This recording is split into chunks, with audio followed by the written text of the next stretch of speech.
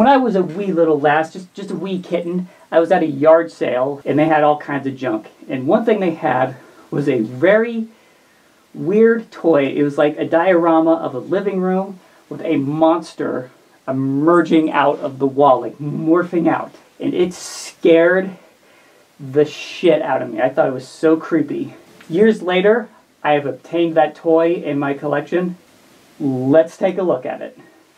Lots to talk about with this one, so let's get into it. First of all, there are a lot of pieces to this one. We got these little lamps or something up here. A lot of shit that can just fall down, basically. Got those. This is like a little ash bucket for the fireplace. Got a lot of stuff for the fireplace. Little brush. Scoop for the ash. And a fire poker. There you go, you can see that a little better now. I think the idea is you can use some of these things as weapons for Spawn here, but none of them fit in his hand really, so I guess you can't use them as weapons. Take a look at Spawn right here. He's got spikes coming out of his head. That is from when the Violator tried to bite his head off and he makes the spikes come out in his mouth. You know, gets him like that. He's got some chains hanging off of him. For just a teeny tiny little figure, this is pretty nice. Set him aside for now though. The main event is the Violator. So let's get all these little teeny tiny parts out of the way. They're just gonna fall all over the place if I don't do that. So we got the Violator right here. This is where he's coming out of the wall.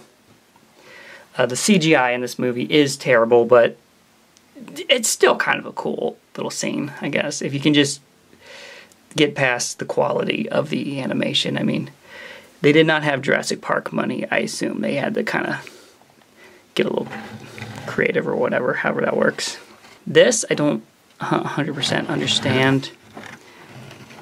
It's like up, I think you push down this fireplace, if I recall. Maybe not. I don't remember how this works, I guess. There. The, not quite working right. I thought this was stupid when I first got this thing. Yeah, so the whole fireplace, you know, comes out, this one whole piece right there. But it's supposed to be like a trap door of some sort that opens. For what? I think I vaguely remember in the movie, it's been a while since I watched the movie, I guess, but I vaguely remember that other door doesn't quite want to, there. I think I vaguely remember they go through the fireplace and it's like a portal into hell. So I guess that's what that's supposed to be. Does Spawn fit through that hole though? Let's find out. I don't see. You might. Oh, maybe. Not particularly well, but I think he will. Okay, so if you got a lot of imagination, then there you go. That's a portal into hell. Fun for children of all ages, I assume. So the real neat feature of this one is that the Violator is basically a rubber puppet. So you got these little sticks on the back there. Yeah, you can move his arm around. That's pretty cool right there. The arm swivel works pretty smoothly, it seems. No real issues with that. This part is a little more janky, I think, but we'll try and get that to work anyway. Okay, yeah, it kind of works. Mouth moves. Basically, got these things, like little scissor things. This is a horrible pain in the ass to put together. This is a nightmare. So this is like just really bad toy design as far as I'm concerned. So if you get one of these things and you want to put it together, just keep that in mind. It's a nightmare, but when you do get it together properly, you can get all this shit going on there.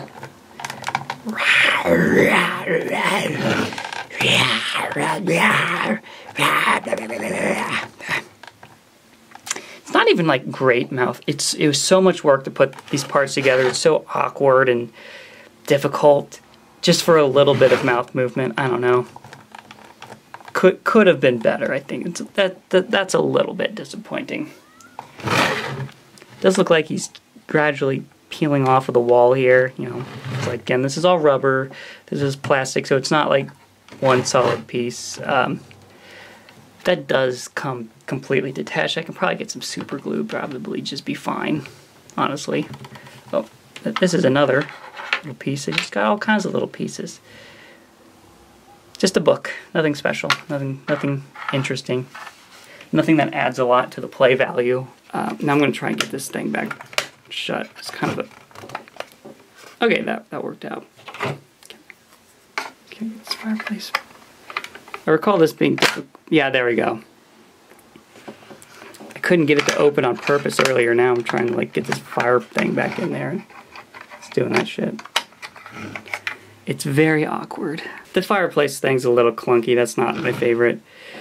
So I do have some critiques. That's a little clunky, and this was way too difficult to put together. But once you get it, it's fun. It's neat. Nice little display piece, if nothing else. Like even if you don't play with it. I feel like we're kind of heading into that peak era of McFarlane, where he just did like really nice display pieces. Like technically, this is still a toy with action features and stuff. It's meant to be played with, but it's really nice display piece as well. So it's just like a nice diorama. So yeah, that's really cool. Now I gotta put all this crap back on. Good lord. Alright.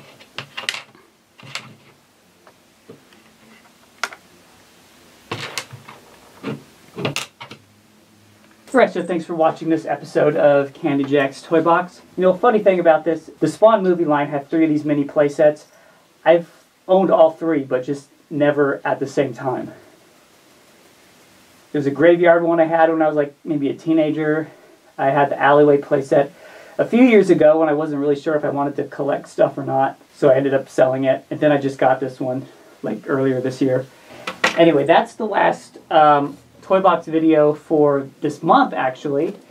I know the whole point of this was to help get through January, but I wanted to just do one more. Just couldn't resist, couldn't help myself. Next time, we're going to be talking about something a little bit more modern, but very cool. This.